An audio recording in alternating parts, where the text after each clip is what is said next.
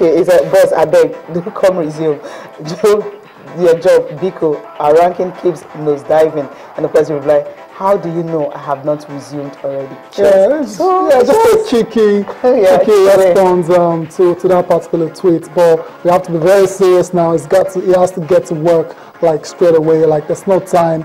We're in the midst of a very serious qualification campaign for the Africa Cup Nations in 2017, 2 years time. So there's no time to play around really.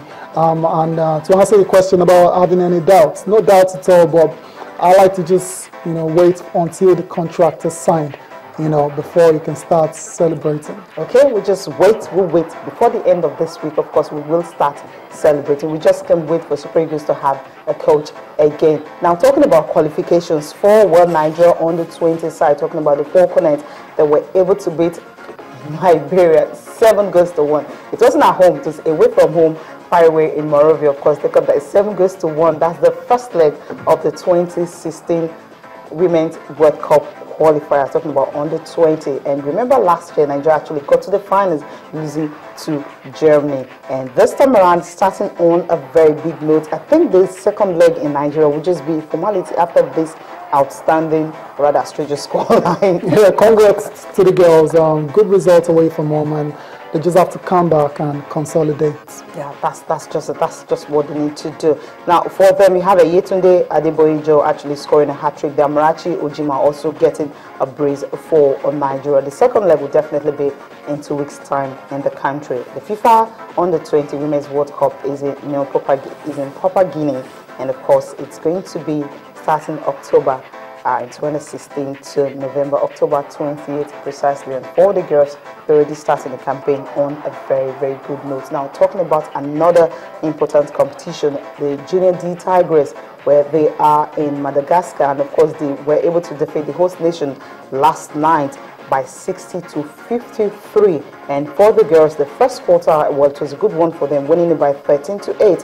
The second quarter, it was 15-15 tie. The third quarter, well, Nigeria lost that one, Madagascar winning 20-12. And the final quarter, it was 20-10 for Nigeria. And at the end of the day, it was 60-53. Remember, at the weekend, they also defeated Egypt. That was their opening game.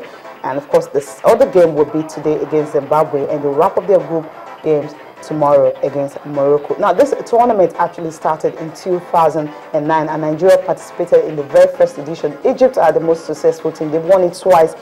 They have 2 titles, and defending champions Angola, they are still third. Now, Nigeria's only appearance was actually in 2009, and they finished third in that championship. And the winners of this, those who got to the finals, the last two, the winner of the tournament will definitely represent Africa at the FIBA Under-17 World Championship, where the Americans have been dominating that one since it started in 2010, winning all the 3 titles. For the Junior D Tigers, we wish them all the best. Hopefully they get to clinch it, and of course they get to represent Africa at the world stage.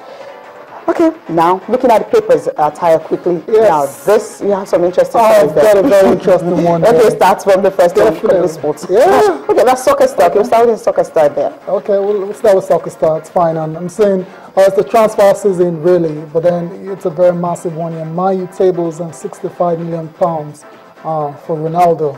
I don't see how that's going to work. Well, it's not going to work. Yeah, but then we have something very interesting here on the Olise issue. NSC may stop Olise's unveiling on Wednesday. Okay. If you want to find out, details are definitely in the soccer star. And there's another one here, Celtic Granada fight over Omero. Okay. I don't know if it's going to be a good deal for Omero to actually move to Scotland at this point of his I think career. it should go to Granada, Spain. That's better. Yes, I think it's a lot better. I agree with you there. And Mario blocks Mikel's sale. It's a very interesting one. A lot of Chelsea fans are tired of Mikel, but then the coach, the gaffer, knows he's a very better. essential, of course. Exactly. He knows what he can offer them. Exactly. And we're going straight next to the Complete Sports. That's the one I was telling you about. And it's interesting, coach lobbies to assist Olise.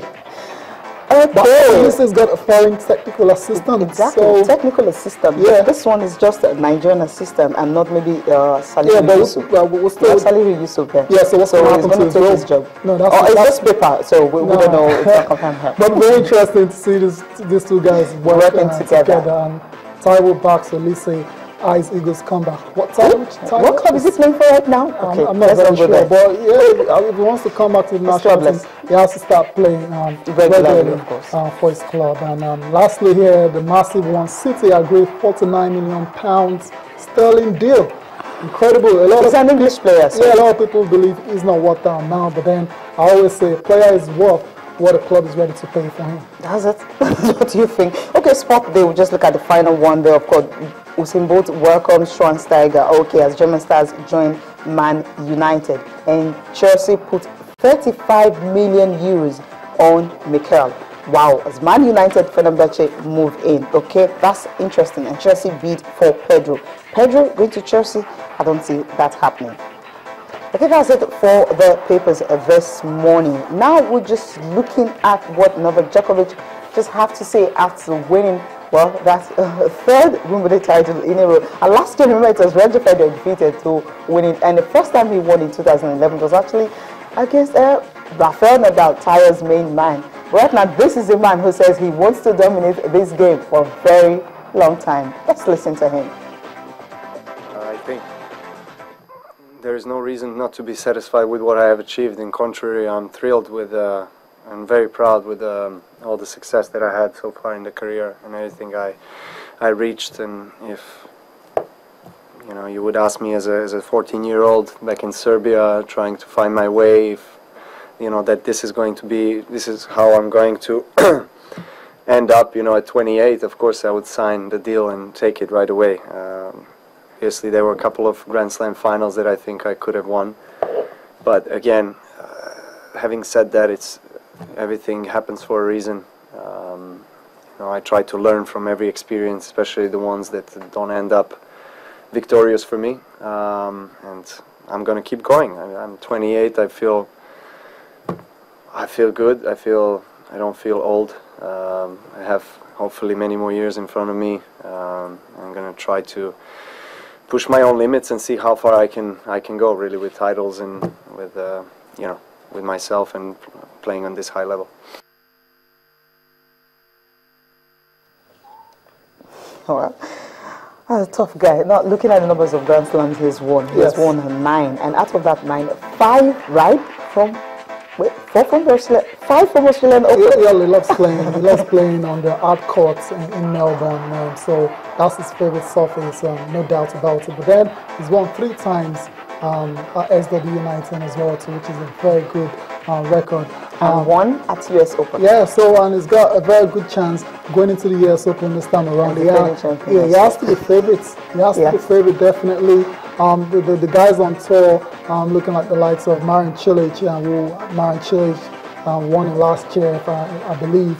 Roger Federer and Rafael Nadal is in great form, and you can't really look past Novak Djokovic in this particular one. Like we were saying, it's 9th time now he's won a Grand Slam title for the 9th time, and there's no doubt that he's going to win more majors in the future. In the future, definitely. Now, looking at the numbers of Grand Slam now, where does he actually, where is he? Because you're looking at Roger Federer, 17 years won. Roger Federer happens to be the highest, and followed by, of course, the man, Rafael, your main man. Rafael.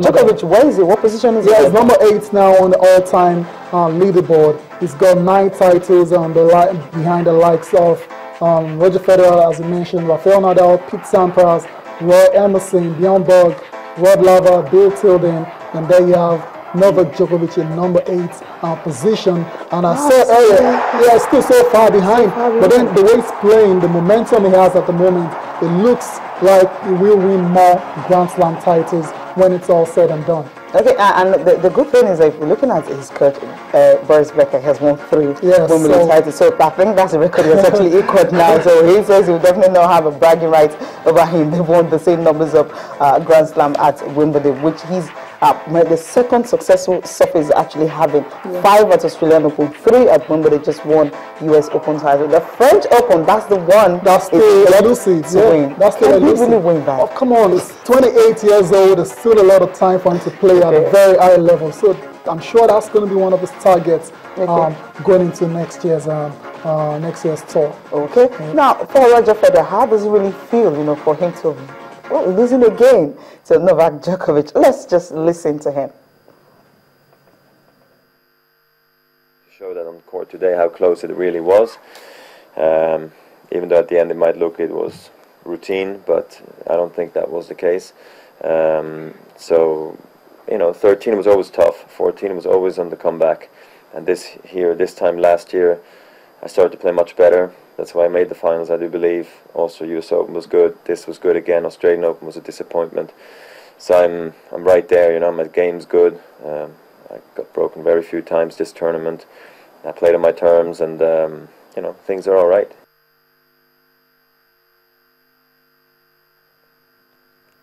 I think it's really all right. It's all right, yeah. Really? After winning 17. Come on, just go there, have fun.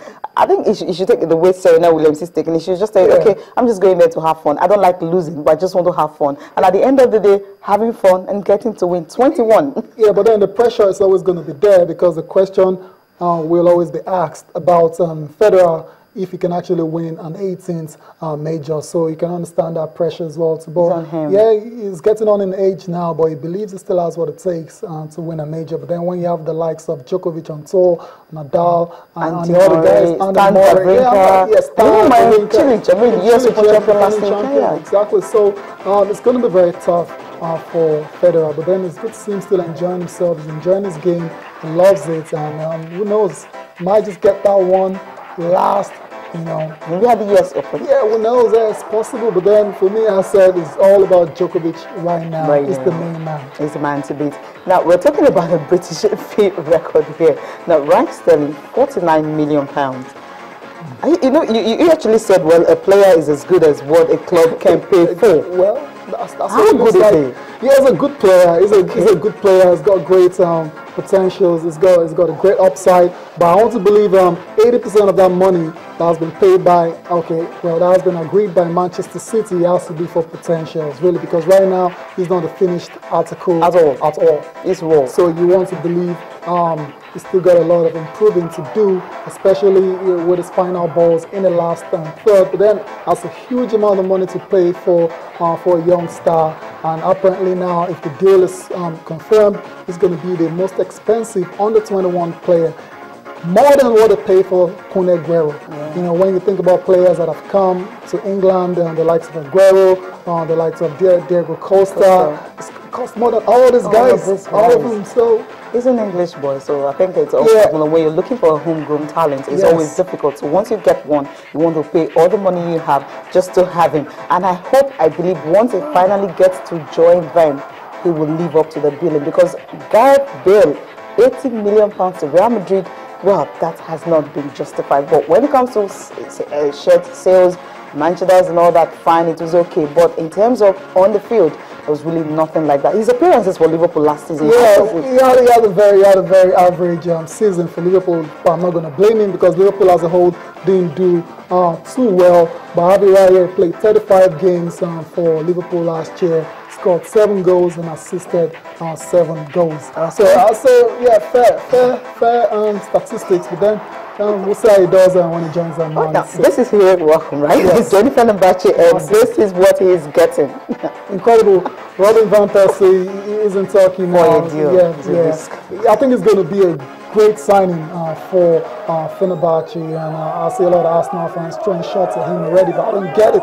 He's gone to Man United, he's won the EPL title. That's what he wanted. Now he's going to Turkey, he's going to play Champions League football most likely, and he's going to earn a lot of money. Yes, of course. What do you want as a professional player? There's nothing much more. Well, thank you so much for being part of the program. We're just leaving with the pictures coming from, of course, Turkey, Istanbul, where Van Persie actually arrived there, and with that spirit welcome by the fans of Fenerbahce. Thank you so much. Bye for now.